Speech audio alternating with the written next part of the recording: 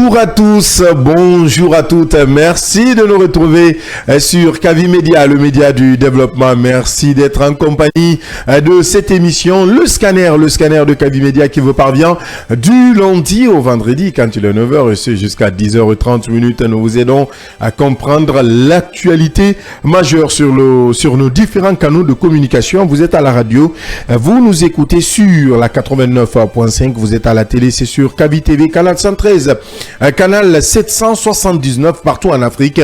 Vous pourrez nous suivre grâce à cette fréquence. Si vous êtes à la télé, canal 779. Sur les réseaux sociaux, vous nous suivez sur Meta, groupe Kavi Média, Kavi TV, relais en direct à cette émission. Vous pourrez également nous écouter ou nous regarder sur notre site d'information, siaminfo.com. Merci une fois encore. Si c'est maintenant vous nous rejoignez dans cette nouvelle aventure, il faut le dire, le scanner a un an ce vendredi, une belle aventure qui a démarré le 26 juillet 2023 sous une pluie battante dans un environnement médiatique à l'époque très concurrentiel. 365 jours se sont écoulés et environ 1000 sujets d'actualité ont été épulchés pour le bonheur des auditeurs et téléspectateurs. Cette première saison n'a pas été un fleuve tranquille, mais soutenu par nos fidèles auditeurs et téléspectateurs, nous nous sommes frayés un chemin, des hommes et femmes qui ont cru en une jeune émission sur un média jeune et plein d'ambition. Merci. Notre joie est si grande que nous sommes partagés entre satisfaction et sentiment de devoir accompli. L'aventure ne fait que commencer car notre sacerdoce est de faire du développement et de l'entrepreneuriat des valeurs sûres à ancrer dans le quotidien de chaque Guinéen.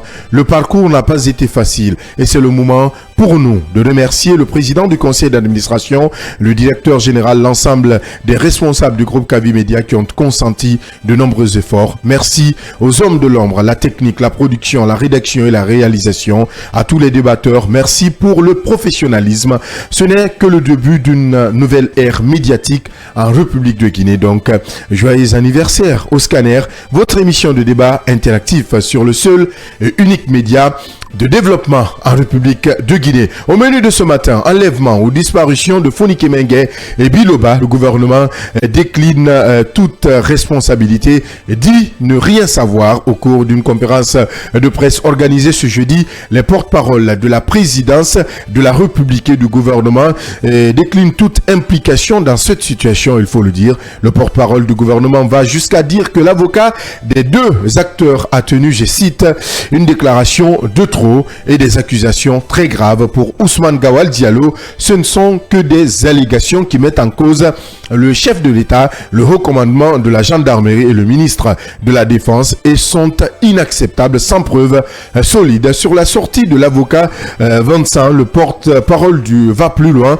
Il promet que la Guinée prendra des mesures judiciaires contre cet avocat si le gouvernement décline toute responsabilité.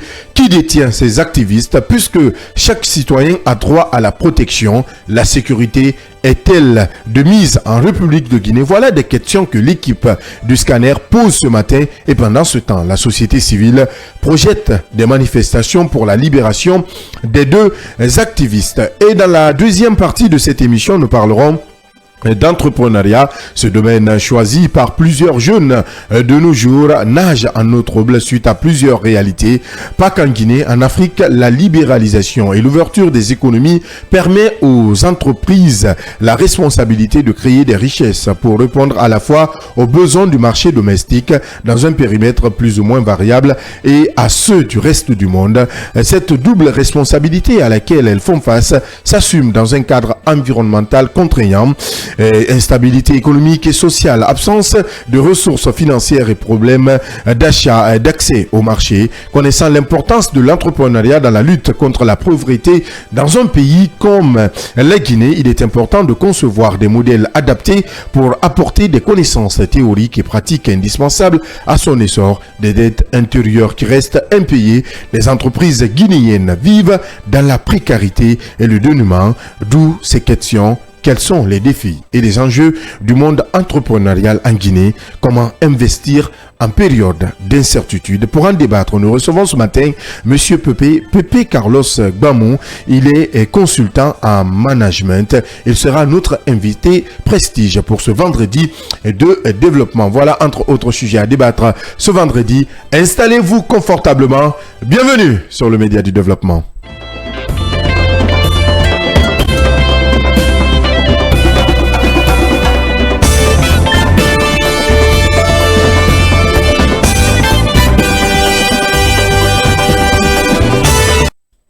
Merci de nous suivre sur nos différents canaux. Avec moi, autour de moi, les débatteurs de chaque matin, ceux qui ont accepté de bien écrire l'histoire de cette émission. Ils sont autour de moi. Yaya Diallo, bonjour. Bonjour Abdallah, bonjour à tous. Un an du scanner, ce n'est pas un jour, il faut le rappeler. Nous nous rappelons encore, puisque tu étais là au démarrage du premier jour, le lancement officiel de cette émission, c'était un 26 juillet 2023. Oui, un 26 juillet 2023, nous étions là à 3.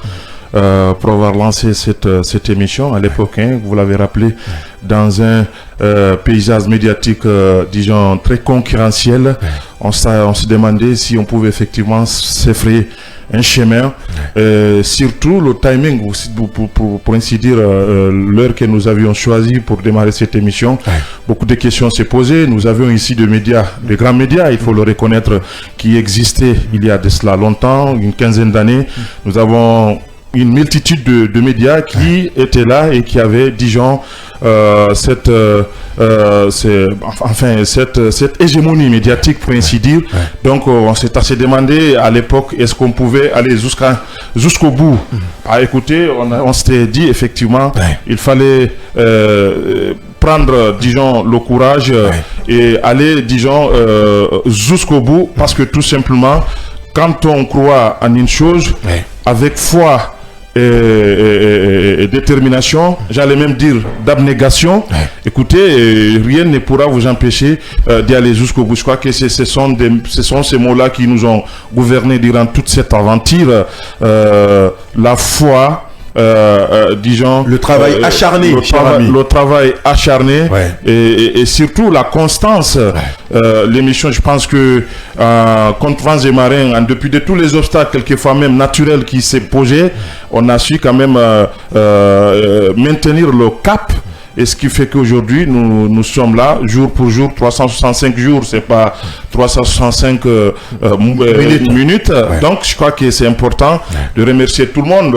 Vous l'avez rappelé ici, au premier desquels le PCA, le directeur général, tout le personnel, vous allez même dire le responsable des ressources humaines, je vais même dire le responsable de logistique, je vais même dire le responsable de programme, la rédaction qui est la colonne vertébrale de tout ce que nous faisons, en tout cas en ce qui concerne le média, et l'ensemble des éléments qui composent la rédaction, puisque c'est un travail en synergie.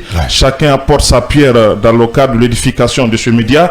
Donc je crois que c'est important que les uns et les autres soient remerciés, parce que tout simplement on a su croire en nous, surtout. C'était ça aussi, c'est l'idée qui nous animait à l'époque.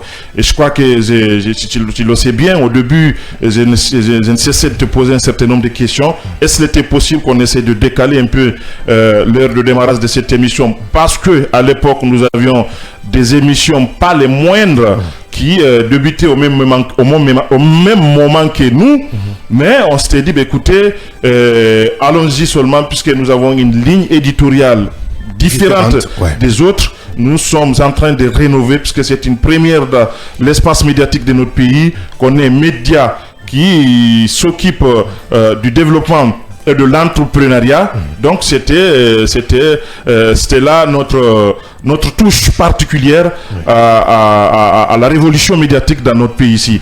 Merci à tout le monde. Je crois que ici tu as été le chef de file qui a pu mener tout ce que nous avons pu disons parcourir durant cette année. On était là avec certains qui ne sont plus là aujourd'hui. Il y a certains parmi nous avec lesquels nous cheminons. Tout ce que nous souhaitons, c'est à ce que Dieu puisse nous aider et guider nos pas pour que, voilà, puisque nous sommes en Guinée ici, pour que toute arme forgée contre nous n'ait aucun effet sur nous. Amen. Et que la Guinée puisse encore une fois amorcer un véritable développement dans l'harmonie et dans la paix. Oui, comme on le dit, le slogan simplicité, égalité, développement, c'est notre sacerdoce.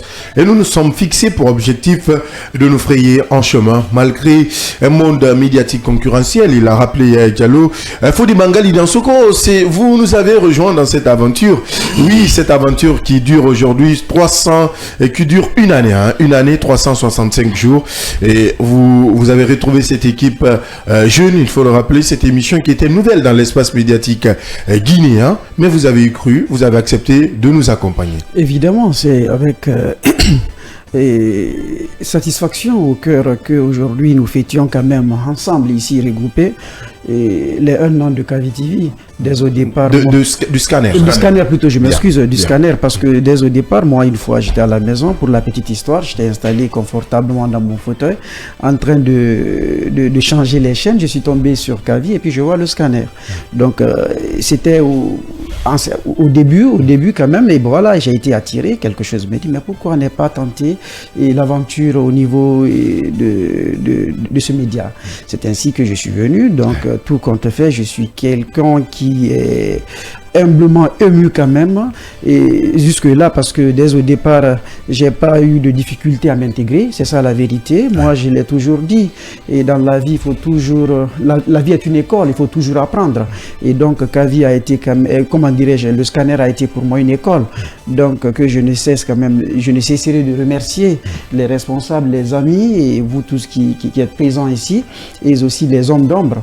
Donc ça a été une fierté pour moi, et je continuerai parce que j'ai une vocation, et pour moi c'est servir, donc c'est pas pour me servir mais pour servir, donc c'est le plus important, et tout compte fait, je suis heureux quand même, et j'espère bien qu'on a un chemin encore à parcourir. Inch'Allah. Et au finish, tout compte fait, nous serons quand même imbattables, parce que c'est la rivalité compte, et puis voilà, la concurrence c'est la vie, donc nous ne céderons pas, et puis voilà, et merci quand même à tous. Merci donc à tous ceux et celles qui se battent pour le groupe et pour cette émission. Mamomed, lauréat, l'un des lauréats du casting du groupe Kavi Media, aujourd'hui qui se retrouve dans cette émission. Nous sommes à 6 mois ou à 5 mois maintenant, si je ne me trompe. Il faut le dire, 6 mois. Oui.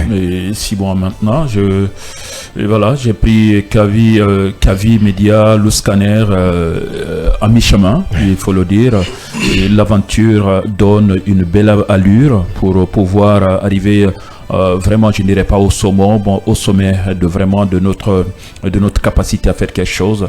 Ça a été pour moi une belle satisfaction de pouvoir faire partir de cette équipe, parce que déjà j'ai été séduit, convaincu, attiré au départ par un seul mot dans tout ce qui s'est dit au niveau de ces médias, parce que les médias en Guinée n'ont pas de secret pour moi, j'y connais et je sais réellement de quoi je parle, et beaucoup le savent, ceux qui peuvent m'écouter. Aujourd'hui, la seule chose ou bien qui a pesé dans la balance pour m'attirer dans cette tanière, c'est le développement. C'est le développement, et je me suis dit, quand on parle de développement, on parle de construction. Quand on parle de construction, on espère avoir un avenir radieux pour la vie future de ce pays, des médias en général. Donc, ça a été un plaisir pour moi de contribuer à ma façon aussi, de pouvoir poser ma brique dans le développement de la vie de la nation, parce qu'on ne peut pas dire médias seulement. Le développement, c'est dans tous les secteurs de la vie de notre pays, que ce soit sur le plan politique, sur le plan de la lutte contre la pauvreté, environnement, ou je ne sais encore le changement climatique. De ma petite expérience, de ma culture personnelle, j'ai cru en mettre à la disposition de ma nation, de cette station, dont on ne peut pas cesser de remercier de celui qui a cru vraiment à la jeunesse guinéenne, à pouvoir mettre son argent, à investir dans ce truc. Il pouvait le faire dans d'autres secteurs, il pouvait parler de l'immobilier, il pouvait peut-être créer de BTP ou je ne sais encore dans quel secteur, mais il a pensé à mettre en place vraiment ce groupe de médias en place pour pouvoir donner quelque chose. On s'est dit, ensemble, on va aller et pouvoir faire quelque chose. Et voilà, l'aventure continue. On espère depuis qu'on a commencé, et à des exceptions, peut-être, il faut le dire comme ça, pour des raisons techniques, on n'a pas pu servir nos auditeurs parce que la météo aussi a ces raisons que nous pouvons ignorer, qu'on ne peut pas deviner à l'avance avant d'être là. Donc cela veut dire que l'engagement est là, de pouvoir continuer, de pouvoir servir notre temps, qu'il pleuve ou qu'il neige. Cela n'est pas le cas pour le moment. J'espère que le changement climatique ne va pas nous donner de la neige en Guinée, même si on le pensait dans d'autres villes du pays comme le Mali. Mais pour le moment, on ne peut pas parler de cela. Mais c'est surtout la pluie qui est notre adversaire principal dans tout ce que nous pouvons dire aujourd'hui dans notre pays. Donc cela ne peut pas nous arrêter. On continue à se battre. On continue vraiment à affronter tout ce que nous connaissons comme difficultés, mais également nous connaissons cette émission principalement dont nous parlons aujourd'hui, le scanner, les émissions que nous abordons, les thèmes que nous abordions, chacun dans sa façon de parler. On est là, on nous écoute, on peut faire attention parce que nous savons très bien, il y a des autorités qui nous écoutent, on a une institution qui veille au grain et nous savons ce que nous devons dire, ce que nous ne devrons pas du tout faire également dans cette émission. Pouvoir le faire pendant tout ce temps et qu'on n'arrive pas à avoir une petite convocation, attirer notre attention pour qu'il y ait de la censure. Non, cela veut dire qu'il y a du travail qui est en train d'être effectué et que les uns et les autres du dernier, en tout cas, travailleur à la première personne qui a cru à mettre son argent, on ne peut que remercier tout le monde, le PCA, on parle du président du conseil d'administration, on parle du directeur général, on parle vraiment de tous les directeurs de cette institution, sans oublier les programmes et la rédaction. Donc ensemble, c'est un travail énorme qui est en train d'être fait. C'est nous qui les autres, les auditeurs écoutent, mais il ne faut pas oublier qu'il y a des techniciens qui se battent aussi comme nous, on les trouve toujours sur place. Il y a des réalisateurs, surtout pour nous, un réalisateur qui est toujours avec nous tous les jours, qui veille au grain, qui fait tout le maximum possible pour pouvoir nous servir afin que nous soyons en mesure de pouvoir servir ces millions d'auditeurs et téléspectateurs en Guinée et ailleurs en Afrique. Donc je ne peux dire que félicitations, joyeux anniversaire au scanner, et l'avenir nous permet de pouvoir continuer très bien et de pouvoir servir nos auditeurs et téléspectateurs. Merci, Ban Mohamed, le PM reconnaissance oblige. Merci au président du conseil d'administration, M. Koundouno, au directeur général Aboubakar Kamara, à tous les cadres du groupe Kavi Média. On a cité beaucoup de responsables du groupe Kavi Média, à la direction des programmes gérés aujourd'hui par M. Ndoye. Beaucoup de personnes se sont succédées à la tête de cette direction. Aujourd'hui, au commercial qui est géré par Marie-Antonia, qui gère de ce côté, à la direction technique gérée par Oumar Diallo, à la direction de production gérée par notre Alpha Taïbou Silla, à la réalisation qui est faite chaque matin par l'infatigable Michel Ouamounou, également la rédaction avec Ansoubaïlou Baldé, toute son équipe, toi également du côté de la radio et tous les autres membres impliqués dans ce processus. Également merci aux techniciens, à la régie télé, par Vaba Koivogi et toute son équipe, Vaba, Hassanso, Melika Sitaoutaek, qui était là au début, qui continue de croire en ce projet très jeune, il faut le dire, à la radio, Mamadou Diallo, Kandé Sankon, Fodé, qui nous a retrouvés au cours de l'aventure. Donc vous voyez comment c'est beau, toute cette jeune équipe aujourd'hui qui se retrouve ici à Kavi. Je ne veux pas oublier, mais il y a quelque chose que j'aimerais bien rappeler. C'est les débuts, parce qu'il est important de le rappeler. Ce jour, peut-être j'étais seul, la deuxième personne n'est plus à Kavi, et quand on essayait de choisir le nom, trouver un nom pour Kavi. C'était un nom consensuel. Le scanner. Le scanner, ce n'est pas un nom donné par Abdallah, ni par le PCA, ni par le directeur général. J'ose le dire avec beaucoup de sourire, mais par le responsable aujourd'hui de la logistique, le responsable logistique qui est Monsieur Cissé. Monsieur Cissé, on a donné tas de noms. C'était un tour de table. On a donné tas de noms. Il y avait le DG à l'époque, le DG. Donc on avait donné tas de noms. Et c'est Monsieur Cissé qui a donné le scanner. Tout le monde était était d'accord, unanime, oui, qu'il fallait aller avec ce nom, parce que je ne veux pas oublier aujourd'hui celui qui était à l'époque responsable de la section cinéma, aujourd'hui responsable adjoint des programmes, monsieur Moussa Dramé. Dramé, merci de me le rappeler, monsieur Moussa Dramé, et qui était autour de cette table, parce que je l'ai oublié en le citant. Il était à l'époque responsable cinéma, de la section cinéma, et qui, tout le monde avait donné un nom. Lui, il dit, monsieur Cissé a dit, est-ce qu'on va pas aller avec le scanner? Bon, après, on a trié. Le PCA, le DG, moi j'étais là, nouvellement venu, l'émission n'était pas lancée. Ok, on a accepté de prendre le nom scanner. C'est là on a écrit le projet scanner. Il fallait donner une autre couleur à cette émission. Ce n'est pas une émission il fallait créer la différence. Pourquoi le scanner devait exister à 9h et pas à 13h, pas à 14h? Yaya l'a rappelé.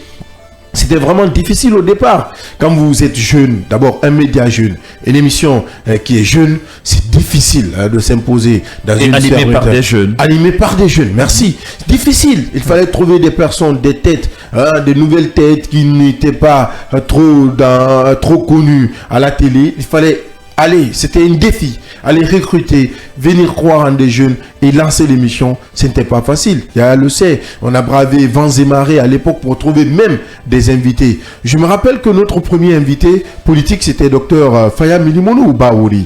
Les deux. Les deux étaient nos premiers invités. Donc, vous voyez comment le destin, hier, Baouri était notre invité. Aujourd'hui, Baouri, il est Premier ministre de la République de Guinée. Comprenez un peu l'histoire. Et on a reçu presque aujourd'hui, dans cette équipe gouvernementale, on a reçu au moins 3 personnes dans cette émission, au moins, hein, je dis. Sans parler des responsables aussi. Merci des directeurs, ceux qui sont directeurs aujourd'hui et autres. On a reçu au moins 3 responsables dans cette émission qu'on a eu quand même. On a fait de grandes interviews avec ces personnes. On a les affiches. Peut-être que la réalisation demain ou après-demain fera vivre aux internautes, aux téléspectateurs, tous les grands invités, les grands visages, les grands noms qui sont passés dans cette émission. Aujourd'hui, est-ce qu'il faut s'en réjouir directement? Non, parce que nous avons un objectif, je l'ai rappelé dans mon introduction, c'est ancrer un système de vie ici en République de Guinée, l'entrepreneuriat surtout et le développement. Il faudrait qu'on sorte chaque fois de notre quotidien et accepter d'intégrer ces deux aspects dans notre mode de vie. Et cela, nous y croyons. Et merci une fois encore à vous tous. Oui. Et surtout cela, c'est là où se trouve toute la difficulté dans une société où la politique était devenue, disons, le quotidien de tout le monde. L'oxygène de tout le monde. Ouais. Vous venez, vous dites non, nous voulons mettre en place une nouveauté, une émission dans laquelle, enfin, un média dans lequel il faut parler du développement, de l'entrepreneuriat, de la culture et tout ce qui s'ensuit. Ouais. Alors, voyez-vous que ça va être assez difficile parce qu'il y a certains même, quelquefois, qui se posent la question pourquoi nous abordions pas un certain nombre de sujets liés à la politique. Mais nous savons effectivement, nous sommes en droite ligne avec notre ligne éditoriale, qui est le développement. Donc ça pose effectivement des problèmes. Donc que les auditeurs nous comprennent effectivement, c'est ça aussi le média. On ne peut pas s'en passer parce que tout simplement c'est notre identité, le développement. Donc que cela soit compris. Et voyez-vous aussi, ça pose problème à notre niveau parce que quelquefois on est amené effectivement à chercher, faire des recherches sur un certain nombre de sujets qui doivent naturellement intéresser nos auditeurs. Parce que si nous sommes là pour nos auditeurs et ça pose problème quelquefois même d'avoir des invités qui peuvent aborder avec nous ces arts de questions-là. Donc voilà la situation dans laquelle nous vivons, mais avec laquelle nous évoluons parce que ça pose effectivement des problèmes quelquefois d'avoir des sujets liés exclusivement à notre ligne éditoriale et d'avoir effectivement des invités parce que tout simplement, il y a longtemps, nous sommes dans une société fragmentée par la politique politicienne. Donc c'est important de le souligner. C'est important de le souligner. Merci. J'ai oublié de citer quelques noms. Peut-être je vais toujours oublier. Merci aux ressources humaines dirigées par monsieur Condé, Condé Alassane. Merci également à la comptabilité qu'on fatigue beaucoup. Eric est nous suit ce matin. Il va le comprendre.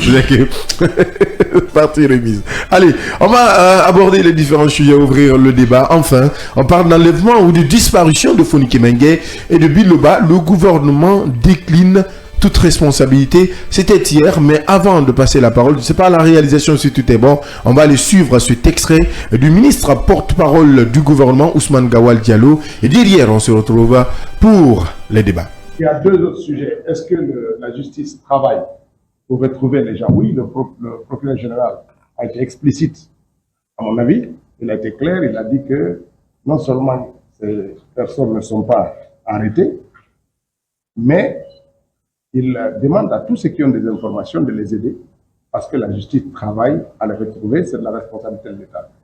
Il y a une chose que nous devons aussi comprendre. Lorsqu'un enfant mineur disparaît et que l'information sort, automatiquement, l'appareil judiciaire est déclenché. Mais un adulte, il faut une démarche, parce que les adultes ont le droit de disparaître aussi volontairement. C'est un droit. Parce que vous n'êtes pas à la maison, on n'a pas le droit de vous chercher. C'est pour ça qu'on est adulte aussi. Sauf s'il y a une requête judiciaire, une inquiétude exprimée par rapport à ça, l'appareil judiciaire se déclenche. Il ne suffit pas de dire tel, parce que même si on les retrouve, s'ils ne veulent pas qu'on dise où ils sont, c'est leur droit. On ne le dira pas. Donc c'est très important. Ça, c'est un deuxièmement pour cet avocat français-là, M. Vincent. Ce qu'il dit sur la Guinée, il ne peut dire ça que sur la Guinée, et c'est ici qu'on peut trouver un relais. Et je pense que, du point de vue de son métier, du métier d'avocat, cela devrait heurter ses confrères de notre pays. Parce qu'une personne s'inquiète ou porte plainte pour le profit de citoyens qui l'ont saisi sur une inquiétude est légitime. Mais qu'ils partent jusqu'à accuser le chef de l'État, accuser le haut commandant de la gendarmerie, accuser le ministre de la Défense. C'est une déclaration très forte et qui pourrait avoir des conséquences judiciaires, y compris pour lui. Parce qu'on ne peut pas accepter tout. Vous pouvez vous inquiéter légitimement. Quelqu'un a disparu, j'ai été saisi par les membres de sa famille ou ses amis de porter plainte. Très bien. Mais lorsque vous indexez des personnes, vous devrez avoir des éléments de preuve suffisamment solides pour aller dans ce sens-là. Ce type de déclaration ne peut être dit qu'ailleurs et sur des pays comme notre pays. Et ce n'est pas acceptable. Nous savons pour qui il travaille. Moi qui vous parle, comme vous le savez, pendant 10 ans, j'étais porte-parole de l'opposition. C'est quelqu'un que je connais très bien et je connais pour quelle facture il travaille. Et je sais ça. Donc, qu'on soit très mesuré et que tout ce type de dénigrement, toute cette campagne, posez-vous la question, pourquoi c'est maintenant que tout ça sort, les gens, c'est les mêmes personnes, 3-4 personnes qui tournent, qui fabriquent une information, qui la font tourner en boucle, qui vont aller s'asseoir dans la presse pour la répéter, qui la font circuler sur les réseaux sociaux, qui s'inquiètent, et puis après le lendemain, c'est eux-mêmes qui sont effrayés par ça. Parce que la France abrite les Jeux Olympiques. Ils croient que c'est une période propice pour jeter le discrédit sur la transition. Mais ils perdent leur temps.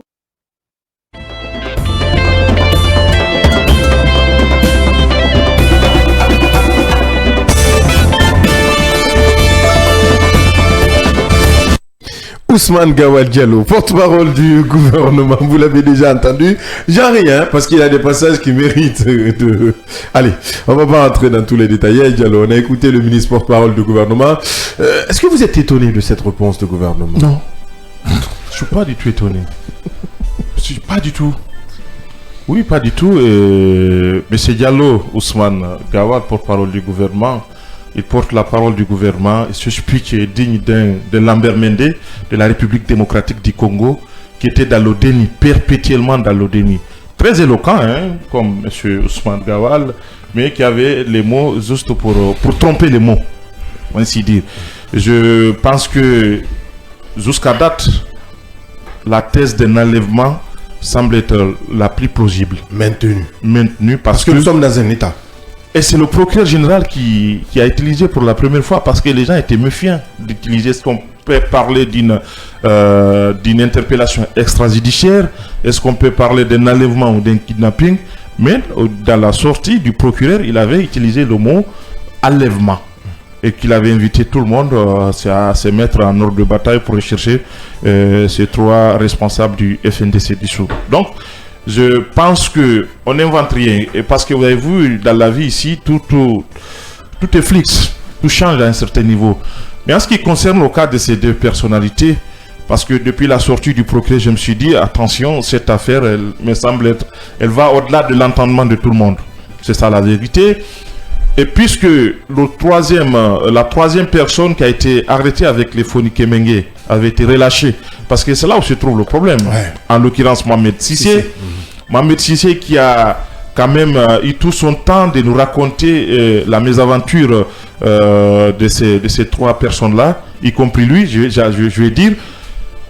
Il nous a expliqué, il a cité un certain nombre de noms. Et si vous vous rappelez, c'est la sortie dont on parle de cet avocat français est consécutive de la sortie de ce jeune activiste qu'on appelle Mohamed Sissé, qui nous a expliqué effectivement, lorsqu'ils ont été enlevés au niveau de la minière, on les a amenés au niveau de la présidence, au parcours de la présidence à Kassa et tout ce qui s'ensuit.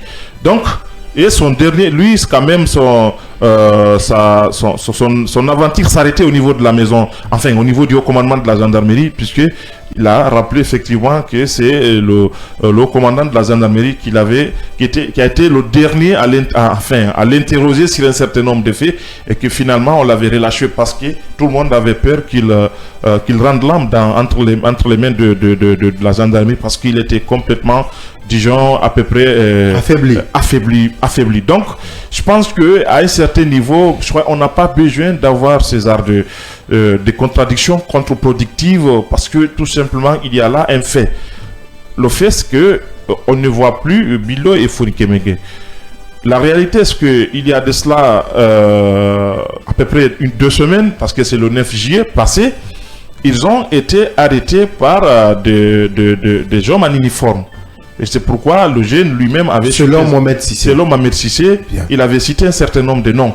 Je crois qu'à partir de là, déjà, à mon avis, c'est une piste que le procureur général devrait quand même utiliser pour pouvoir aller au bout de ces enquêtes, si effectivement il y a là une volonté d'aller jusqu'au bout.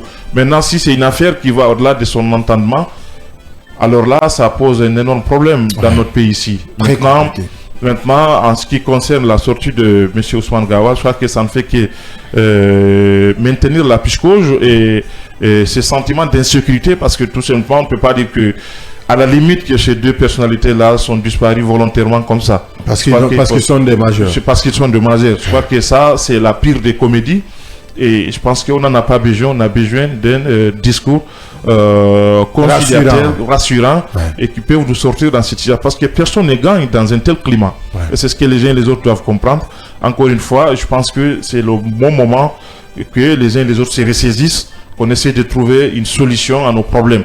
On ne peut pas résoudre nos problèmes dans une crise comme celle que nous vivons aujourd'hui. Je pense que c'est important que nous comprenions, et les Guinéens, dans leur entièreté, puissent comprendre que on ne peut pas continuer toujours comme ça, dans une telle défiance, dans une telle méfiance surtout mutuelle, et espérer avoir amorcé un véritable développement dans notre pays. Il faut que nous le comprenions, et c'est pas cette communauté internationale factice ou je ne sais quoi sur laquelle on essaie de lancer de messages qui viendra ici résoudre nos problèmes.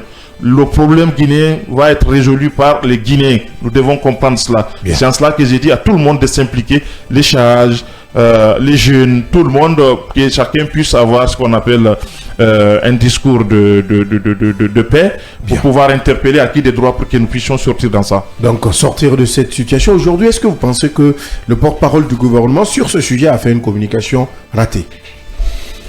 Est-ce que je vais parler de communication ratée? Je parlerai plutôt de communication qui ne rassure pas. Bien. De communication qui n'apaise pas. J'insiste là-dessus. Je sais de quoi je parle, parce que il y a le contrat social qui existe entre les autorités, qu'on appelle ici État, et la population. Et il y a le respect des libertés publiques qui sont le fondement de l'état de droit. Et l'État a l'obligation de veiller sur la vie des uns et des autres dans ce pays. C'est une obligation. L'État, je vais plus loin, dire que l'État a l'obligation de veiller sur la vie de la population guinéenne, de tous ceux qui ont la nationalité guinéenne, qu'ils soient en Guinée ou en dehors de notre territoire, même s'ils sont, je ne sais pas, au Japon, en Afrique du Sud, partout dans le monde. L'État guinéen devrait en tout cas s'inquiéter pour la vie de ses concitoyens. C'est une obligation du contrat social Nous savons très bien, c'est quand on parle de contrat social, la référence avec Jean-Jacques Rousseau, peut-être je me trompe, mais nous savons très bien ce que cela veut dire, l'engagement pris par l'État. Je ne parlerai pas des personnes qui sont actuellement à la tête de ce pays, je parlais de l'État. Et quand je parle de l'État, je parle de continuité. Que vous ayez la capacité, la compétence, vraiment, je ne sais encore quoi, de pouvoir gérer ou pas. Une fois que vous êtes au sommet de l'État, une fois que vous soyez un commis de l'État, ou une fois que vous soyez à la tête d'une portion de la terre de l'État guinéen, que ce soit à Conakry ou à l'intérieur du pays, vous avez cette obligation de veiller sur la vie de cette population. Je voudrais même aller sur la vie des êtres vivants, parce que même les animaux, les bétails qui se trouvent dans ce pays, c'est une obligation de veiller sur la vie de ces animaux, à plus forte raison de l'être humain. Parler aujourd'hui, dire aujourd'hui, oser dire aujourd'hui que quand on est adulte, on a le droit de disparaître dans ce contexte volontairement, dans ce contexte précis dont nous savons dans quel contexte le porte-parole du gouvernement s'est prononcé. Cela devrait nous effrayer, cela devrait nous faire donner à réfléchir 1000 fois avant de savoir, avant de parler, avant de bouger ou de circuler dans ce pays, en Guinée, dans les quartiers ou je ne sais pas, entre les préfectures. Parce qu'on se rend compte que nous ne sommes plus en sécurité, que les structures mises en place qui ont l'obligation de nous défendre, je ne dirais pas ont démissionné, mais ont trouvé des expressions qui ne peuvent pas rassurer la population guinéenne. Cela devrait, comme on appelle, donner à réfléchir à tout un chacun. Que vous soyez pro ou anti du pouvoir actuel, de la junte actuelle, vous devrez faire attention. Nous avons vu la sortie du procureur ici, qui s'est prononcé, qui s'est désengagé ou qui a en tout cas mis à l'abri toutes les structures qui relèvent de sa compétence, que Fonike Mengue, Bilo ne sont pas dans ces structures. Plus loin, on voit le porte-parole ou les porte-paroles du gouvernement, de la présidence qui se prononcent sur le même sujet, mais en prenant en compte à contre-pied la justice guinéenne. Dans ce cadre, qu'est-ce qu'on peut dire? Quelle est l'assurance que nous avons aujourd'hui en tant que citoyens? Je ne dis pas population ou habitants, je dis citoyens de la cité guinéenne. Cela veut dire que ça ne va pas. On doit avoir peur. Parce que si quelque chose vous arrive aujourd'hui, m'arrive aujourd'hui, arrive à quelqu'un d'autre, c'est banal de dire, on ne doit plus, comme on appelle, s'étonner. Cette expression, il est adulte, c'est-à-dire il a plus de 20 ans, il a plus de 25 ans, il a le droit de disparaître. Plutôt, moi je pensais que l'État devrait nous rassurer que les dispositions ont été prises, que les travaux, comme on appelle les activités, la machine de l'État est en marche pour pouvoir retrouver ces citoyens. Parce que c'est une obligation. L'État ne doit pas se recroqueviller, se mettre en défense contre les parents de ces personnes, contre les structures de défense des droits de l'homme qui demandent à ce qu'on arrive à préciser. L'État ne doit pas toujours penser qu'on l'accuse d'avoir enlevé ces personnes. Il faut faire la part des choses. Pour le moment, je n'ai pas d'éléments de preuve qui justifient que c'est l'État qui a fait disparaître Fonike Mengue et Bilo. Je ne pourrais pas dire avec précision qu'aujourd'hui, ces personnes qui ont des enfants, qui ont des familles, qui ont des personnes qui les chérissent, qui les aiment, qui attendent tous les jours, qui prient tous les jours à les retrouver, ne compte que sur l'État, on doit dire quelque chose pour les rassurer. Il ne faut pas se mettre toujours en position de défense, en défensive pour dire qu'ils peuvent disparaître. C'est comme si on pense que c'est un conflit, il faut se défendre, il faut se protéger parce qu'on veut nous accuser. L'État n'a qu'à lever ce costume d'adversaire aux personnes qui demandent la liberté ou de retrouver ces personnes, mais l'État doit porter cet autre costume qui n'est autre que ces citoyens qu'il a pris l'engagement de protéger à travers le contrat social qui existe depuis 15e ou 16e siècle, avant même la naissance, s'il vous dit, de la République de Guinée. Donc c'est une obligation qu'on se réveille, qu'on trouve ces personnes, parce que c'est une obligation. L'État a des fonds, l'État fait payer ce qu'on appelle des taxes à travers comme on appelle la population et toutes les structures, en prenant l'engagement qu'on va protéger. L'État a recruté des policiers, des gendarmes, à former des militaires. Tout ça, c'est dans le contrat social. C'est une obligation de la part de l'État guinéen, que ce soit civil ou militaire, à la tête de ce pays, c'est une obligation de défendre. Si quelqu'un disparaît dans ce pays, on a l'obligation de le chercher. L'État a l'obligation de travailler. Moi, je pense que cette sortie du Premier ministre, vraiment, pardon, de porte-parole du gouvernement, je pense que c'est pas une communication, une bonne communication, c'est une communication qui ne rassure pas la population guinéenne à travers le contrat social. Est-ce que vous pensez la même chose, Fodé Bangali Dansoko? La communication d'Ousmane Gawal Diallo aujourd'hui ne peut pas rassurer ou ne rassure pas? Oui, bon, et tout compte fait, et d'entrée de jeu, j'aimerais quand même poser un jalon pour moi qui est important, parce qu'aujourd'hui nous nous retrouvons un peu dans une ère historique vraiment complexe de notre pays. Et j'aimerais dire raison d'État, on ne le sait pas, mensonge d'État, on ne le sait pas, manège politique, on ne le sait pas. Mais la question, les différentes questions devraient se poser parce que c'est important. Voyez-vous que raison d'État, lorsque l'État quand même un État se sent un peu menacé par des exactions ou par quelques rébellions ou quelque chose comme ça. Quelques oppositions parce que là, on peut pas parler d'exaction. Voilà, non, c'est un exemple. Je ne parle pas de rébellion armée. La rébellion peut être civile parce que c'est un soulèvement. Donc, voilà, une sédition. Donc, tout cela peut arriver et que l'État, pour des raisons qui leur sont souvent particulières, ils peuvent entreprendre certaines dispositions qui déjà violent même les fondements des lois de la République. Cela peut arriver. Mensonge d'État aussi, c'est la même chose parce que souvent, l'ancien président disait ici à un moment donné que plus le mensonge est gros, plus on y croit. Oui. Et voilà, c'est ce qui arrive. Et aujourd'hui, on ne peut pas tout le temps dire que ce qui se passe est normal. Moi, je disais ici la dernière fois que l'homme de la situation aujourd'hui de cette transition, c'est en la personne de ce ministre, et M. Gawal, même s'il est porte-parole du gouvernement, qui anime les débats. Et donc, c'est une politique de la chaise vide aussi qui sont en train de faire jouer. Et toutes les cordes sont utilisées à leur guise parce que le procureur a lui déjà, et avec cette déclaration vraiment qui sort de tout attendement lorsqu'il parle que un adulte peut disparaître volontairement comme ça, mais c'est pas n'importe quel adulte aussi, parce que il faut voir le statut des hommes avant de les juger. Il faut voir le statut des personnes auxquelles tu as affaire pour pouvoir tenir certaines déclarations et le contexte surtout, parce que le contexte politique reste tendu depuis très très longtemps dans ce pays, et depuis l'avènement du multipartisme et de la démocratie. Mais actuellement, quand même, il y a une psychose sociale qui est entretenue. On ne sait de qui est en train de tirer les ficelles.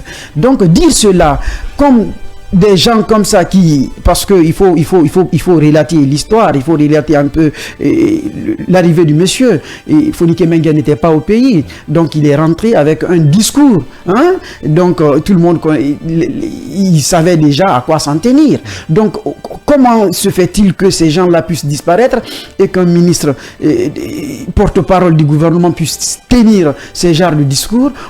Pour moi, c'est quand même... C'est raté. C'est une communication ratée? Je ne sais même pas comment non, les mots me manquent parce que vraiment, tu peux pas dire comme un père de famille par exemple peut disparaître comme ça, comme un père dans le vent, et puis laissant sa famille, ses enfants, et on ne sait pas là où il va. Mais c'est incroyable. Mais même eux, aujourd'hui, si un ministre disparaissait, ça ne tient pas la route. Donc, il faudrait quand même recorriger cela. Il faudrait savoir que les droits de l'homme existent. Il faudrait quand même... en fait, respecter que l'État a le devoir de se responsabiliser. De protéger ses citoyens. Il faut lire l'histoire aussi des autres parce que c'est important. À un moment donné, moi, je ne fais pas de comparaison, mais c'est important de leur dire aussi de lire parce que, voyez-vous, j'aime faire un peu de comparaison. Regardez la transition malienne, il y a assez d'intellectuels. Je ne dirais pas aussi qu'il n'y a pas assez d'intellectuels au niveau de transition, mais ceux qui s'expriment souvent, c'est des hommes politiques qui connaissent parler, bien parler, mal parler, jouer sur la sensibilité, sur la sensibilité des gens, et puis dire ce qu'ils veulent. Ça ne tient pas. Mandela aussi s'était heurté à un problème comme ça, et c'est un exemple avec Boutelezi du Linkata, mais par fini, il l'a approché, ils se sont assis, ils ont discuté, ils ont trouvé un terrain d'entente. Mais aujourd'hui, que les gens là soient détenus dans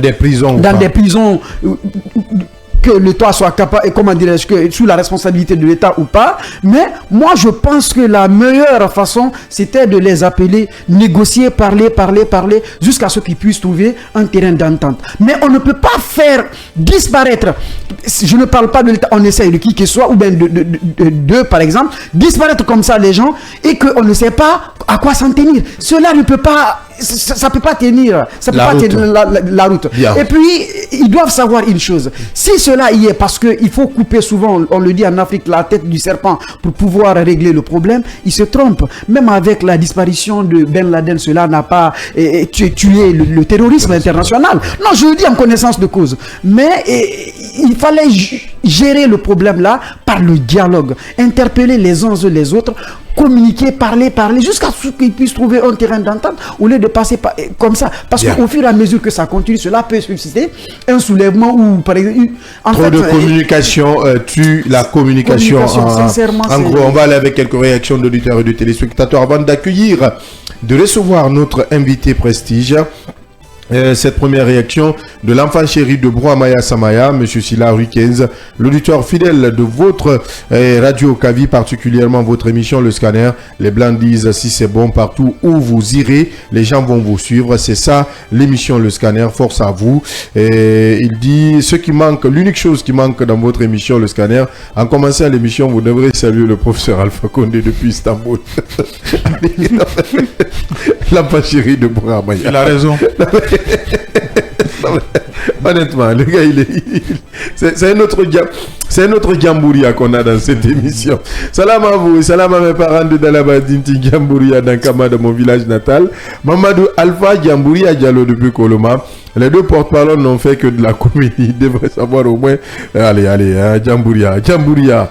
Pourquoi ce jeune n'arrive pas à se retenir, hein? Je me pose toujours cette question. C'est très très important, Djambouria. On parle de loup et puis voilà. On voit sa tête.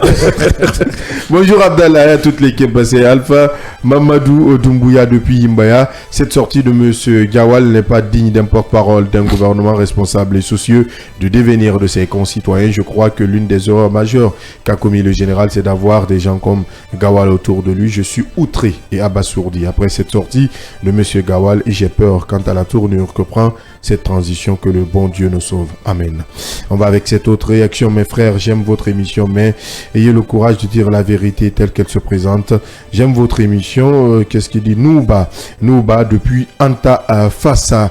Continuez toujours avec vos réactions sur le 629 95 67 67 629 95 67 67. Vous pouvez également réagir sur nos différentes pages. Si vous êtes sur Facebook, vous pouvez nous écrire sur Kavi TV et groupe Kavi Media qui relaie en direct cette émission, ou sur Ganga RTV. Là également, nous nous ferons le plaisir de relayer vos différentes réactions.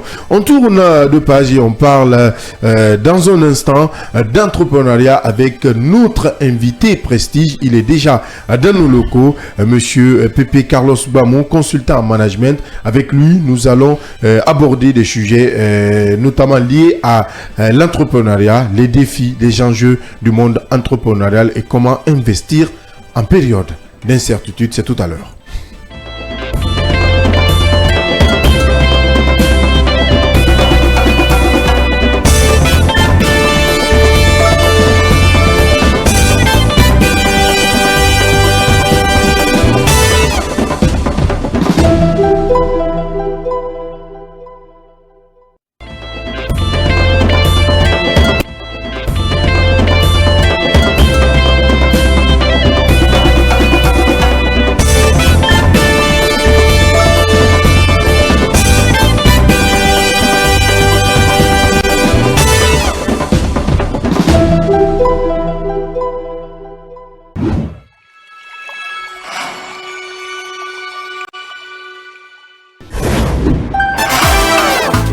Dans un monde médiatique où la seule critique prospère, où les solutions sont voilées. Merci de nous écouter du côté de Bofa, de Bokeh, à Kagbele, à Tomboulia, à Somfonia, à Bessia, dans les nouvelles communes également. Merci de nous pratiquer si vous êtes à Imbe, dans les taxis, dans les bonbonnas, dans les magbana, dans les marchés. Merci de préférer Kavi Média, le média du développement. Le Scanner, c'est l'émission du débat constructif. Mamomed, on parle encore d'énergie et encore de cette problématique qui perdure, qui persiste et qui insiste. Vous n'avez pas de courant chez vous? C'est toujours le tour, hein. Ah bon? L'éternel cahier de charge. Vous vivez ça toujours là? C'est-à-dire, il y a des moments où vous passez la nuit jusqu'au petit matin, pas de l'électricité? Essayez de donner un peu le nom du quartier, on veut savoir si c'est Conakry ou bien c'est Conde de Breka. Non, c'est Conakry. Eh bien, voilà. Vous avez dit une chose très importante en disant que il pleut, mais il n'y a pas d'électricité. Donc, la question que l'on devait se poser, est-ce que Kaleta est une arnaque? Est-ce que Swapit est une arnaque? Donc, moi je pense que ce n'est pas les projets qui sont importants, mais ce qui doit suivre ces projets. Effectivement, qu'à l'État soit petit, on ne peut plus compter sur ces barrages-là. Il faut trouver des alternatives. Avec le Scanner, sans les coups de tonnerre, mais avec persévérance, l'actualité se plie au débat interactif. L'actualité se plie au débat interactif chaque jour du lundi au vendredi quand il est 9h ici à Conakry dans ce studio de la 89.5. Vous nous regardez à la télé, c'est sur Kavi TV, canal 113 du bouquet Star Times. Partout en Afrique, c'est sur le canal 779. Vous nous suivez sur nos différentes pages Facebook, Kavi TV, groupe Kavi Média et Ganga RTV qui relaie également en direct cette émission sur TikTok, sur siaminfo.com. Vous pourrez nous écouter ou nous regarder en direct. Ici, cette émission, il faut le dire, je vous le disais, on parle d'entrepreneuriat, ce domaine choisi par plusieurs jeunes de nos jours, nage en eau trouble suite à plusieurs réalités, pas qu'en Guinée. En Afrique, la libéralisation et l'ouverture des économies permet aux entreprises la responsabilité de créer des richesses pour répondre à la fois aux besoins du marché domestique dans un périmètre plus ou moins variable et à ceux du reste du monde. Cette double responsabilité à laquelle elles font face s'assume dans un cadre environnemental contraignant, instabilité économique et sociale, absence de ressources financières et problèmes d'accès au marché. Connaissant l'importance de l'entrepreneuriat dans la lutte contre la pauvreté dans un pays comme la Guinée, il est important de concevoir des modèles adaptés pour apporter des connaissances théoriques et pratiques indispensables à son essor, des dettes intérieures qui restent impayées. Les entreprises guinéennes vivent dans la précarité et le dénuement, d'où ces questions. Quels sont les défis et les enjeux du monde entrepreneurial en Guinée? Comment investir en période d'incertitude? Pour en parler, nous avons dans ce studio et sur ce plateau, Monsieur Pepe Carlos Gbamou. Il est consultant en management. Monsieur Gbamou, bonjour. Bonjour Abdallah, bonjour à tous nos téléspectateurs et à vos co-animateurs. Merci d'accepter notre invitation. Merci à vous. Nous parlons d'entrepreneuriat dans un pays comme la Guinée où nous sommes en pleine incertitude. Le micro, s'il vous plaît. En pleine incertitude. Aujourd'hui, quels sont les défis et les enjeux du monde entrepreneurial? Vous savez, en management, on aime bien une phrase. On dit souvent que quelle que soit l'intelligence d'un chef d'entreprise, la performance d'une entreprise dépend du secteur ou de l'environnement dans lequel l'entreprise baigne. Vous allez être le plus intelligent du monde. Si vous êtes dans un environnement toxique, difficilement votre entreprise doit performer. Donc c'est pourquoi quand on parle d'entrepreneuriat dans un contexte guinéen ou dans un contexte même africain, on dit souvent qu'il faut des efforts conjugués, de la part des gouvernants à travers des politiques publiques adéquates, mais de l'autre côté aussi de la part du secteur privé et donc des entrepreneurs eux-mêmes. Donc parler de défi de l'entrepreneuriat, c'est d'abord parler du défi au niveau des pouvoirs publics et également du défi au niveau des entrepreneurs eux-mêmes. Je vais vous donner une statistique à l'entame. Quand vous prenez par exemple la population en Europe, d'ici 2050, l'Europe va passer de 500 millions d'habitants à 450 millions d'habitants. On parle de déclin démographique. Et sur la même période, l'Afrique passe de 1,2 milliard d'habitants à 2,5 milliards d'habitants. C'est une opportunité quand on entend parler les décideurs politiques, mais c'est aussi un défi.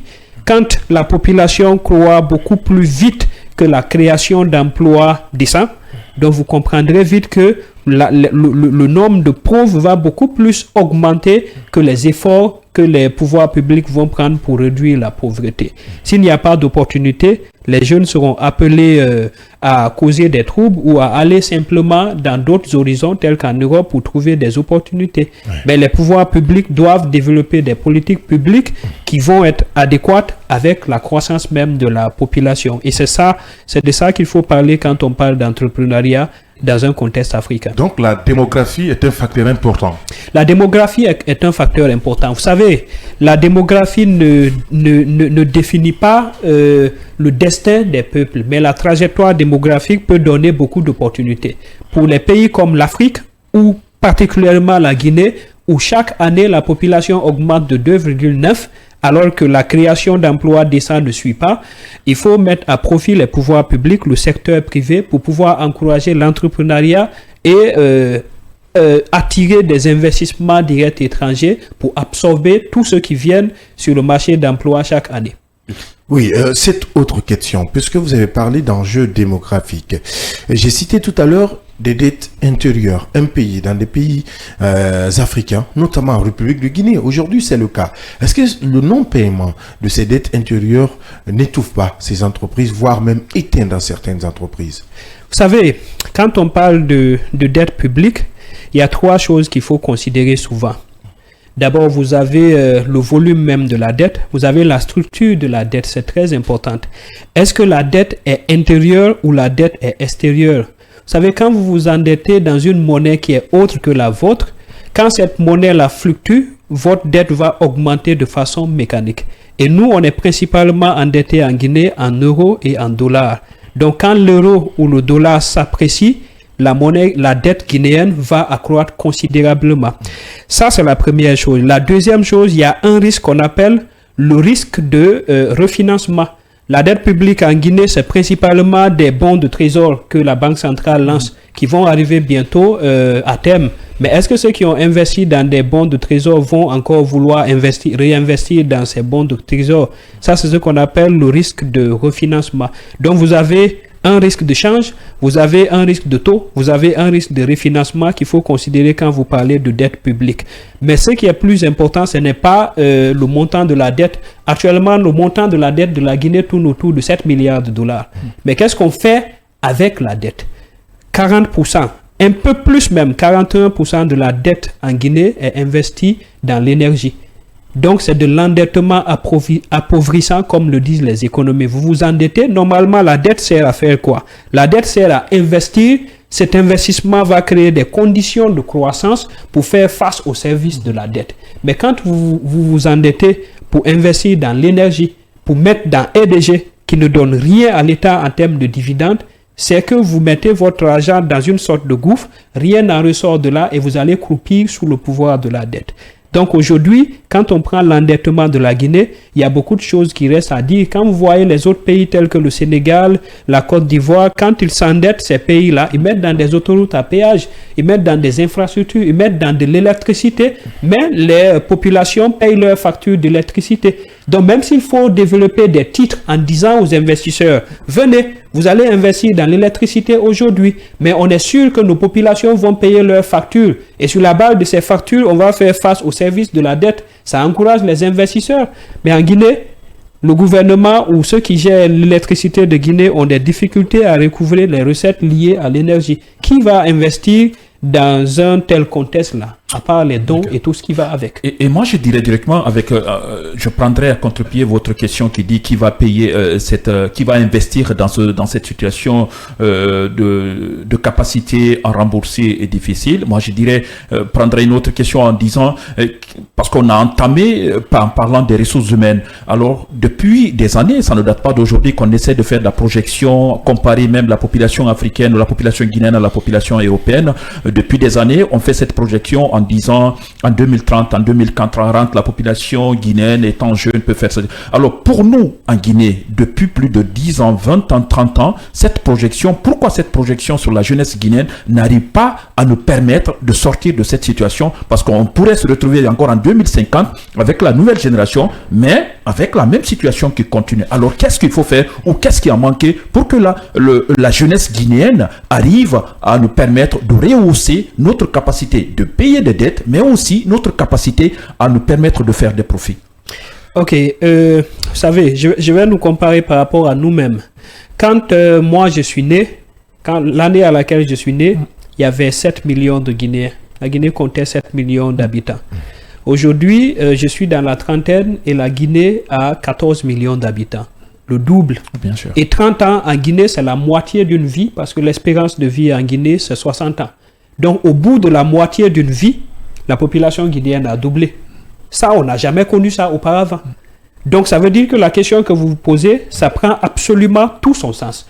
Mais aujourd'hui, on est endetté. On est endetté, je pense qu'on est aux environs de 19% de notre PIB, 19 à 33% de notre PIB. Mais qu'est-ce qu'on fait après? On a un projet Simandou. Le projet Simandou, c'est le plus grand projet, en tout cas minier en Afrique, peut-être même dans le monde. Ouais. Et quand vous regardez les projections du ministère du Budget, vous vous rendrez compte que le projet Simandou va apporter des flux financiers considérables à la Guinée. Et ces flux pourront nous permettre de changer même notre stratégie d'endettement. Parce qu'aujourd'hui, ce sera des fonds propres, parce que l'État guinéen a 15% dans le transguinéen. Et on parle d'une phase d'investissement de 15 milliards de dollars, et après, on aura une phase d'exploitation qui va aller jusqu'en 2040. Et durant cette phase d'exploitation, on aura des flux financiers qui vont entrer dans les caisses de l'État. Ça, c'est la première opportunité qu'on a, le projet Simandou. La deuxième opportunité, c'est l'épargne interne. Vous savez, moi, je travaille dans une entreprise privée. Quelqu'un qui vient de sortir à l'université, qui a 25 ans et qui commence à travailler, chacun de nous ici cotise à la Caisse nationale de sécurité sociale. Ouais. Mais quand est-ce que chacun de nous ici dans ce studio sera à la retraite? On compte encore 30 ans avant que nous soyons à la retraite. Cet argent-là, qu'est-ce qu'on en fait de cet argent-là? Est-ce qu'on maintient cet argent-là jusqu'à ce qu'on soit à la retraite avant de toucher? Ou ceux qui sont à charge des politiques publiques vont mettre à profit cet argent pour investir dans des projets porteurs pour que ça puisse créer beaucoup plus de richesses qui seront à notre avantage à nous tous quand on sera à la retraite. Vous savez, on parle de dette, on parle de fonds propres que les Anglais appellent souvent l'equity, mais il est plus important d'aller sur les fonds propres souvent que sur la dette. Parce que quand vous êtes endetté, vous n'avez pas de marge de manœuvre. Vous ne pouvez pas orienter votre économie là où vous voulez. Vous ne pouvez pas faire des choix qui s'imposent à vous. Parce que ceux qui vous ont donné l'argent sont là. Et à chaque fois que vous voulez faire un choix, ils vont dire non, quand vous faites ça, vous n'allez pas pouvoir payer notre dette. Mais si on s'arrange avec des politiques publiques encore adéquates pour mobiliser suffisamment des ressources internes à travers le projet Simandou, à travers l'épargne intérieure et aussi à travers le secteur informel. Parce que nous sommes dans une économie qui est quand même à 80% informelle. Et le secteur informel, c'est le secteur qui ne paye pas simplement d'impôts. Oui. Aujourd'hui, ceux qui sont en charge des politiques fiscales n'arrivent pas à collecter suffisamment de recettes fiscales. Pourquoi? Parce qu'il n'y a que 20% d'entreprises formelles qui payent des impôts. Et au lieu de fournir des efforts pour élargir le nombre d'entreprises qui doivent payer des impôts, on fait de la pression fiscale sur ceux qui payent déjà leurs impôts. Moi, je viens me déclarer à vous. Je paye mes impôts. Au lieu d'aller chercher ceux qui ne payent pas encore leurs impôts, vous dites que non, vous, comme vous payez déjà, on vous dit de payer plus. Vous voyez là où il y a le problème. Justement, parlant de ce poids fiscal-là, est-ce que ce n'est pas un facteur d'extinction de certaines entreprises guinéennes aujourd'hui? Le poids fiscal.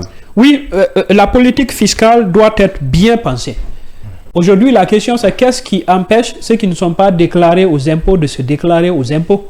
Il y a beaucoup de facteurs qui expliquent ça. Il y a d'abord, ils ne font pas confiance. Il y a un niveau de confiance qui est dégradé en Guinée.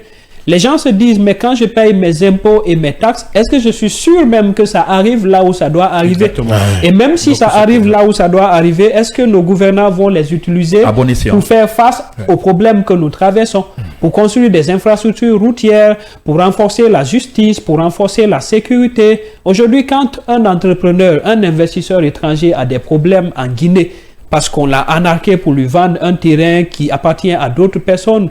Cet investisseur-là n'a personne à qui s'adresser souvent pour obtenir gain de cause.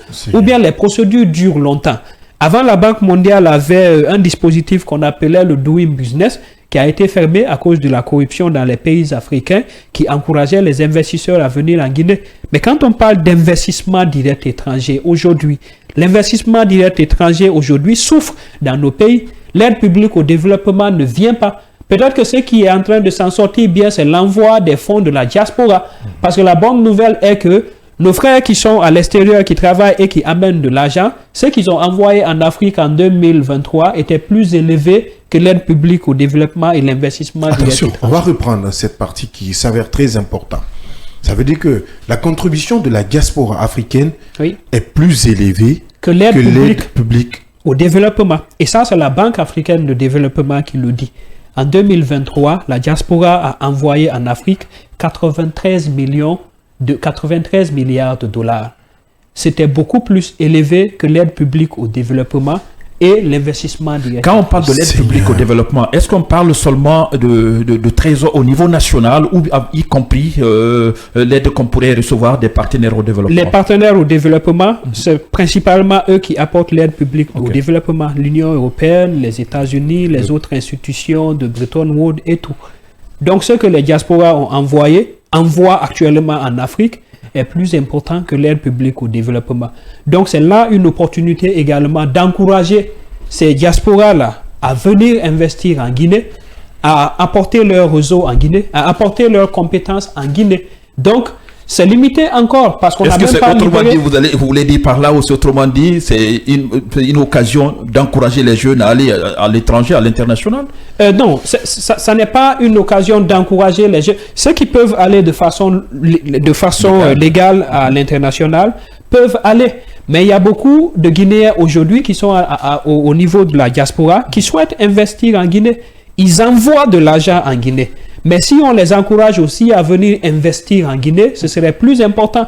Parce que ce dont on parle, c'est souvent l'argent qui est envoyé à des familles pour payer le loyer, pour la consommation à la fin du mois. Mais on peut dépasser ça.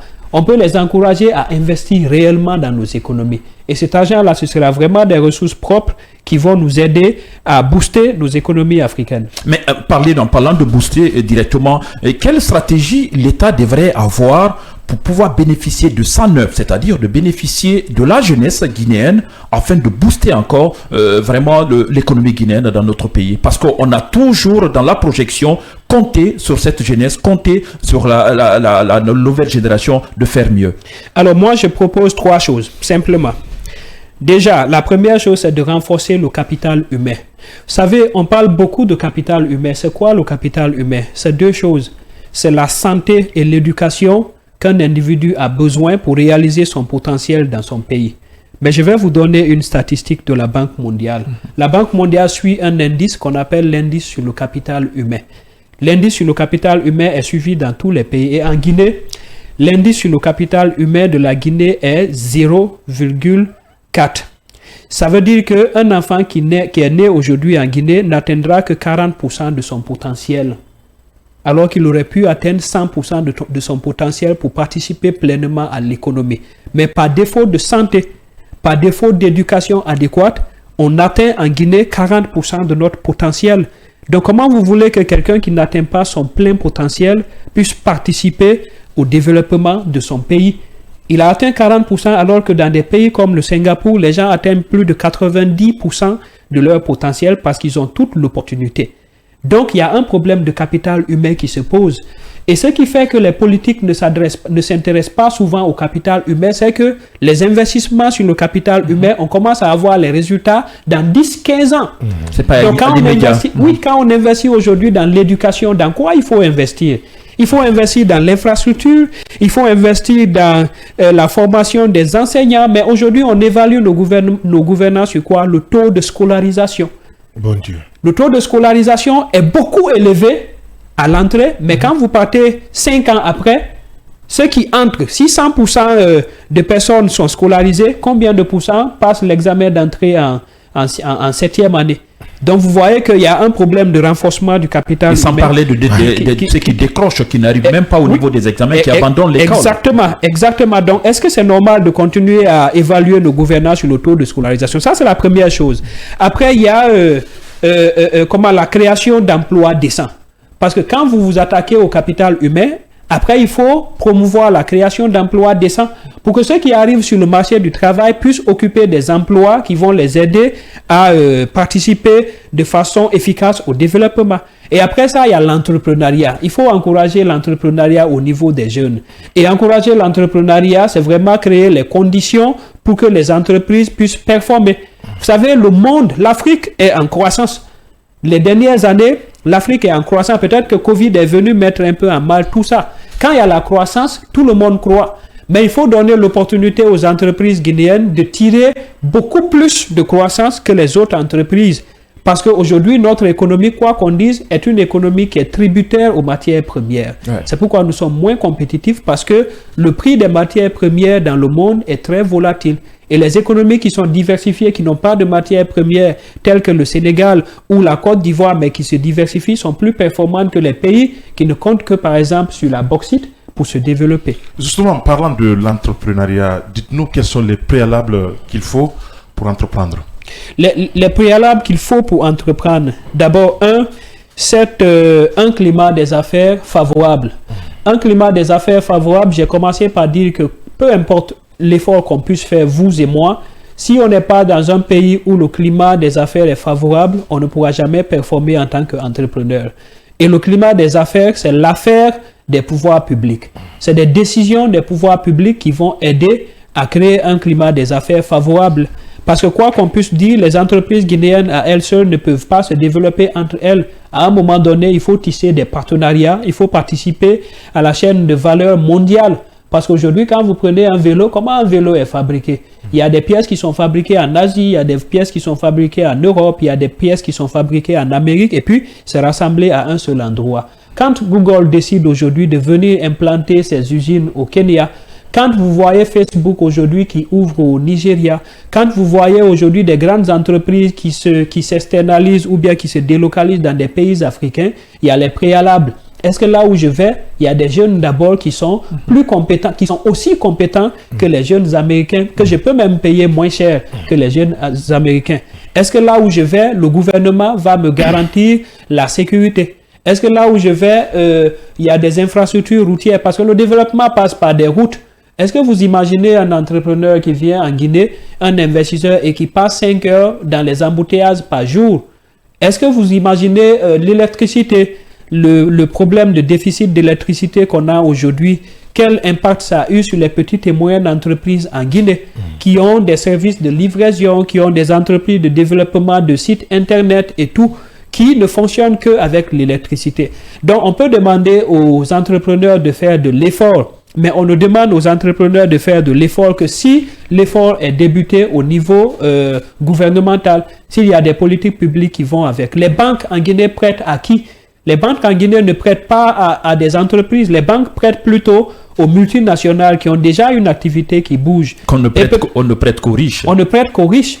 Mais pourquoi les banques en Guinée ne prêtent pas aux petites et moyennes entreprises? Les banques en Guinée, alors, servent à quoi en Guinée? Peut-être financer que la consommation et ne financent pas l'investissement. Je crois que c'est des problématiques qui ont des effets conjugués sur le lac de l'entrepreneuriat qu'on a aujourd'hui en Guinée. Et ça, il faut poser la question, pourquoi le taux d'emprunt dans les banques sont plus élevés en Guinée, en Afrique qu'en France ou dans d'autres pays européens aussi? Parce que quand on dit l'emprunt, on dit on te donne 100 millions comme prêt à rembourser sur 3 ans ou 2 ans, je ne sais pas, mais avec un taux qui va jusqu'à 14-15%, alors que la même somme, 10 000 euros qu'on prête en France, c'est 1%, on te demande, tout ça, c'est l'État qui devrait faire un travail là-dessus ou pas? Vous savez, là où il n'y a pas de garantie, les banques n'existent pas. Quand il n'y a pas de garantie, il n'y a pas de banque. Donc, est-ce que vous imaginez que si aujourd'hui l'État met à profit les retombées financières du projet Simandou pour créer un fonds de garantie, pour dire aux banques commerciales, voilà, j'ai un fonds de garantie qui va me permettre de prendre un certain niveau de garantie au niveau des petites et moyennes entreprises qui viennent emprunter de l'argent chez vous? Est-ce que les banques vont refuser de prêter s'ils savent que l'État est impliqué et qu'il y a des fonds de garantie qui vont venir couvrir leurs risques? savez, quand quelqu'un a de l'argent, si vous voulez investir, vous avez deux choix. Vous allez vous dire, ok, moi je vais investir dans les obligations étatiques au niveau de la banque centrale. Là, le taux est libre de risque, comme le disent les financiers. Peu importe, vous allez avoir votre argent. Là, il n'y a pas de risque, mais le taux est faible. De l'autre côté, vous allez décider de mettre votre argent dans un projet quelconque. Et là, le taux n'est pas garanti et vous avez le risque qui est élevé. Donc, au-delà du taux garanti, vous allez supporter une prime de risque. Donc, qu'est-ce que vous allez vous dire? Vous allez dire, si je dois investir peut-être à 3% ou à 6% dans les obligations de l'État, là où il n'y a pas de risque, mais pourquoi je vais aller investir dans des projets beaucoup plus risqués qui ne vont rien me rapporter à la fin de la journée? Donc, vous voyez que souvent, on demande à tout le monde de faire des efforts, on demande aux banquiers, on demande aux entrepreneurs de faire des efforts, mais les efforts doivent commencer quelque part, et c'est au niveau étatique. D'où cette question, puisque c'est l'autre sujet que nous posons ce matin, c'est comment investir en période de crise et d'incertitude. Comment investir? Puisque vous avez cité plusieurs facteurs. L'investissement, vous savez, en finance, il y a deux décisions. Il y a l'investissement et le financement. Donc, l'investissement, c'est quand vous mettez votre argent sur le long terme dans un projet et vous vous dites, voilà, je vais avoir un retour sur investissement dans peu de temps. Ça, c'est l'investissement. Le financement, c'est où trouver l'argent pour concrétiser votre investissement. Et on investit qu'en période de risque. Moi, je ne connais pas un investisseur qui investit en période de stabilité. Le risque zéro n'existe pas. Et on est dans une période d'incertitude. Sauf que dans certaines horizons, l'incertitude dépasse les autres. On est dans une période d'incertitude au niveau de la transition en Guinée. On est dans une période d'incertitude au niveau de notre monnaie qui par ailleurs se stabilise. On est dans une période d'incertitude au niveau de notre système financier. Donc on est réellement dans une période d'incertitude. Et pour investir dans une période d'incertitude, il faut analyser d'abord son environnement. Il y a des outils d'analyse qui existent, tels que le PESTEL. Quand moi je suis à l'université ou à consultant, je demande souvent à mes étudiants de faire le PESTEL, c'est-à-dire quelles sont les variables politiques, économiques, écologiques, socio-culturelles, légales qu'il faut prendre en compte pour investir. Si je prends les variables politiques, par exemple en Guinée, la transition politique. Si on investit, quelle est la probabilité que la transition politique se termine en décembre? La probabilité est faible ou élevée. Et si la probabilité est faible ou élevée, quel est l'impact sur notre investissement? On mesure ça et on prend des décisions à conséquence. Quand on prend aujourd'hui aussi le problème lié à l'électricité, l'explosion du dépôt de carburant depuis décembre 2023 du côté de Kaloum, quel est l'impact de cela sur les business en Guinée? Et en raison de ça, qu'est-ce qu'il faut faire? Si on prend par exemple la coupure d'Internet souvent qui se fait ici en Guinée, si j'investis dans un business, qu'est-ce que je dois faire par rapport à ça? Qu'est-ce que je dois prendre qu'est-ce que je dois connaître par rapport à ça? Donc vous voyez que nous sommes déjà dans un monde qui est lui-même incertain. La guerre en Ukraine, la crise au Moyen-Orient et tout ce qui va avec. Donc on doit être intelligent. Analyser notre environnement à travers des outils qui existent. Justement, au niveau de l'entrepreneuriat, on nous parle de quelqu'un qui peut aller de 100 000, commencer à partir de 100 000 et aller plus loin, et quelqu'un qui peut commencer à 100 millions et dégringoler. Dites-nous où se trouve le problème, le choc, le véritable choc. Le problème se trouve souvent dans l'approche marché. Vous savez, quand vous êtes entrepreneur, il faut être beaucoup plus amoureux du problème de votre client que de toi-même ta solution.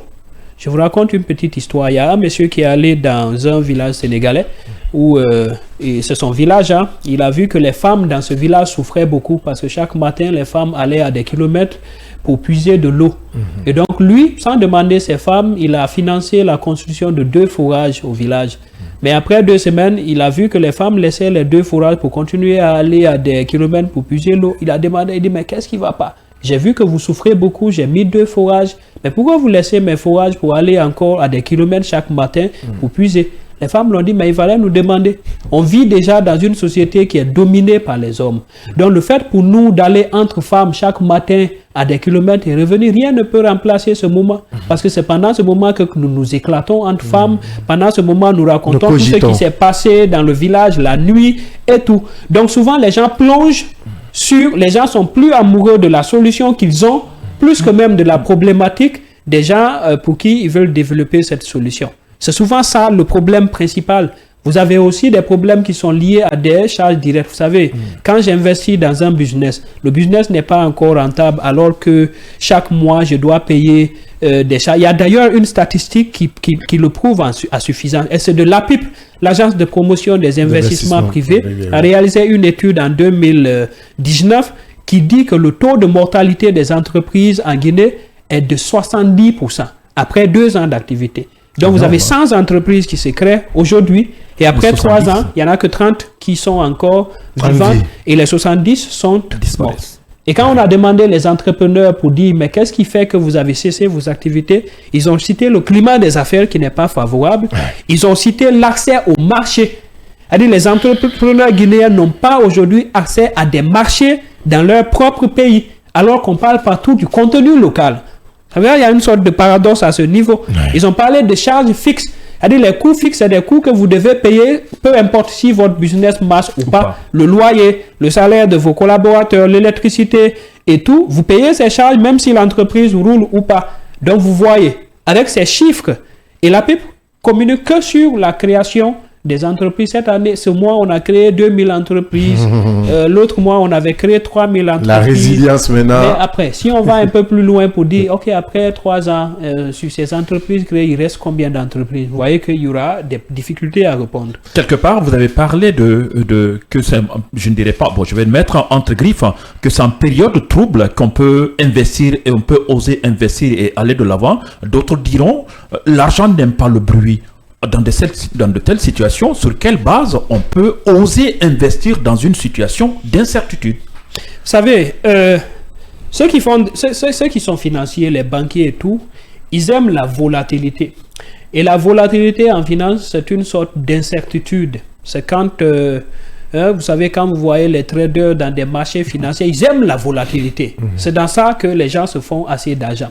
Mais pour un investisseur qui est comme vous et moi, on dit souvent que l'argent n'aime pas le bruit. On aime que le pays soit stable, que tout roule bien comme sur des roulettes pour investir. Mais est-ce que tout roule jamais comme sur des roulettes? On n'a jamais été en face de telle situation. Donc c'est pourquoi il faut prendre la situation comme ça y est.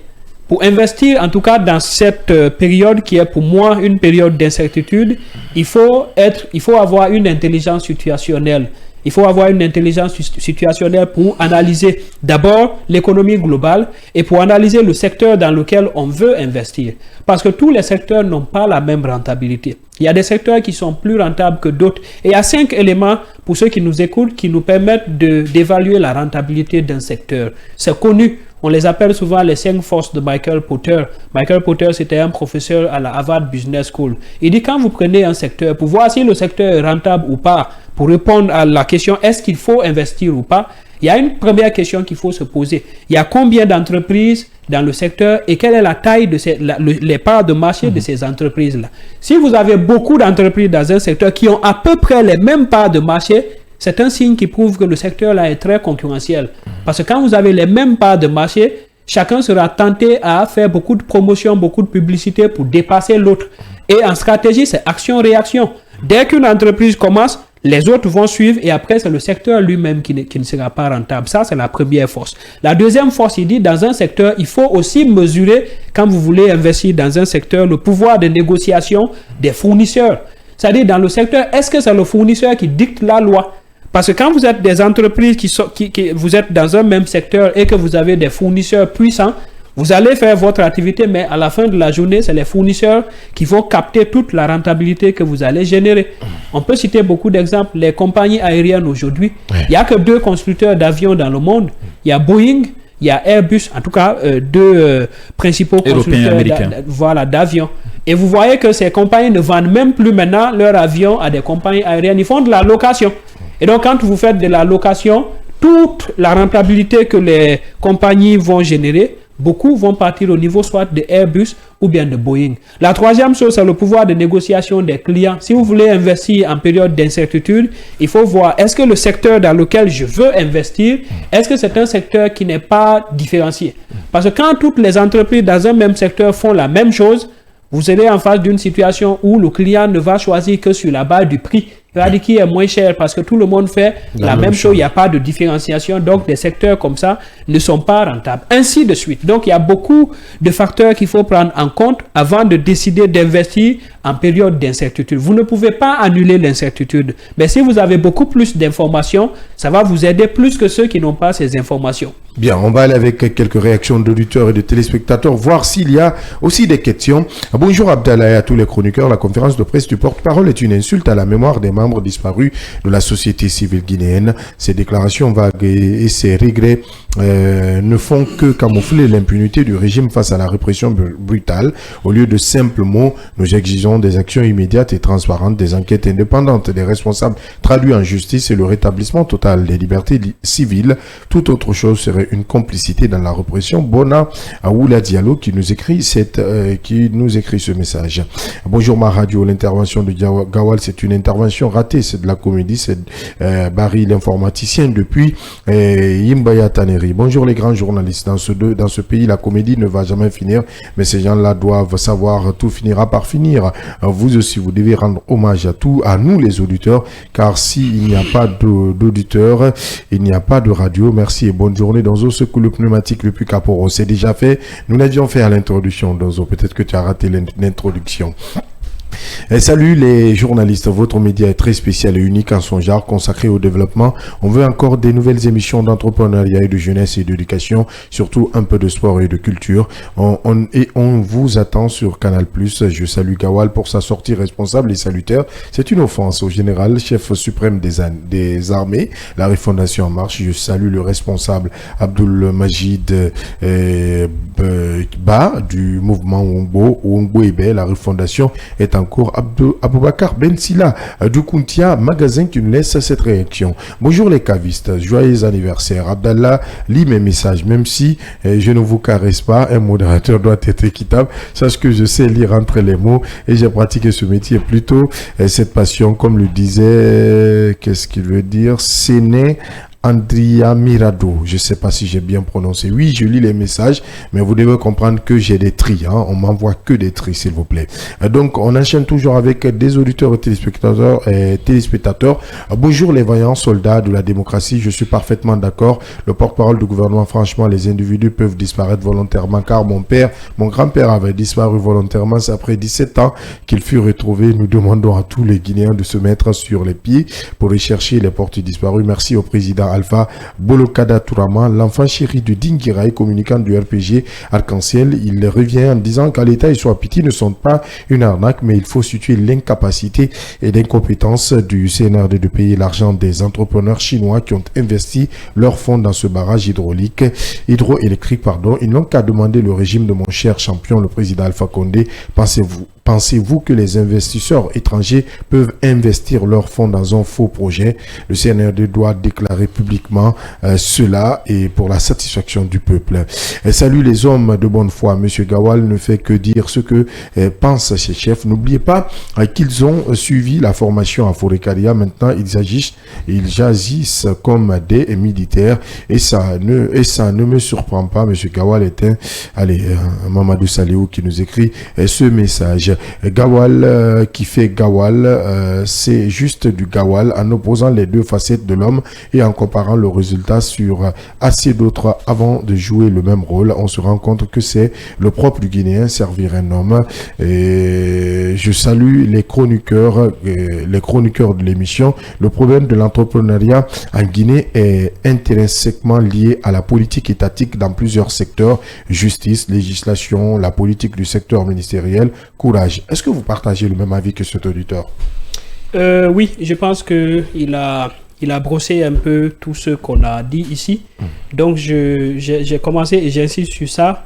Les entrepreneurs ne peuvent pas s'en sortir à eux-mêmes. On sait déjà se débrouiller en Guinée. Ouais. Les jeunes Guinéens savent déjà se débrouiller. Ils n'attendent même pas l'État pour faire ce qu'ils ont à faire.